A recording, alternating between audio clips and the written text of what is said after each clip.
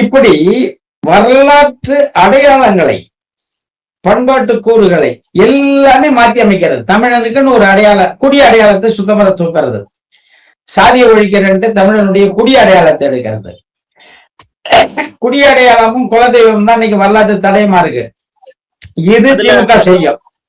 அதுல ஒரு தகவல் குறிப்பிடுறேன். நீங்க குயவர் குடிய குலாளர் அப்படின்னு சொல்லி சான்றிதழ்கள் வழங்குறாங்க. ஆனா குலாளர் அப்படிங்கிறது தெலுங்கு குடிய சொல்லக்கூடிய ஒரு சொல் அப்படிங்கிறாங்க. அதே போன்று உப்பிலி சமூகத்தை உப்பாரான்னு சொல்லக்கூடிய அதுதான்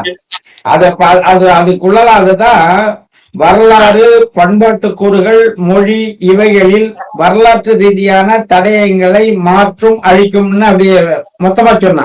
நீங்க உள்ள நுழையும் போது அது இன்னும் விரிவடையன்னு வச்சீங்களா? கோனார யாதவாசனை போடுறது, தமிழ் குயவர்களை குலாலான்னு போடுறது, செட்டியார்குடிய வைசியர் அகில இந்திய வைசிய குடியா மாத்துறது,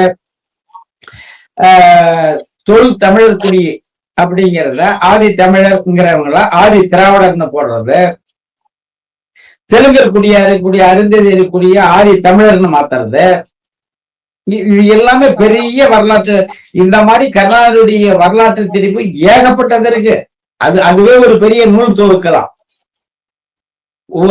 கண்ணகி கோயில் கேரளா கிட்ட விட்டு கொடுத்தது, முல்லை பெரியாரை விட்டு கொடுத்தது, காவிரி நீர் உரிமையை விட்டு கொடுத்தது, தமிழருடைய மண்ண பிறமொழியாளர்கள் குறிப்பா பெரும் முதலாளிகளுக்கு கையில தாரை வார்த்து கொடுத்தது, தொழில் பூங்காங்கிற பேர்ல நச்சு ஆலைகளை இங்க கொண்டு வந்து புகுத்தினது, அணு உலைகளை கொண்டாந்து திணிச்சது, மீத்தேன் ஈத்தேன் இந்த மாதிரி இந்த காப்பர் ஆலைகளை கொண்டு வந்தது.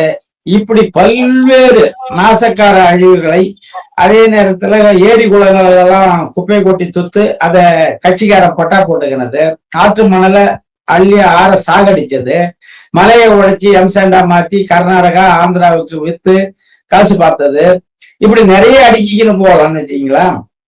இந்த இதுல இந்த ஆவண மாற்றம் இருக்குல்ல, தமிழனுடைய வரலாற்று ரீதியான ஆவணத்தை மாற்றுவதில் திமுக செய்யும் தெளிவா.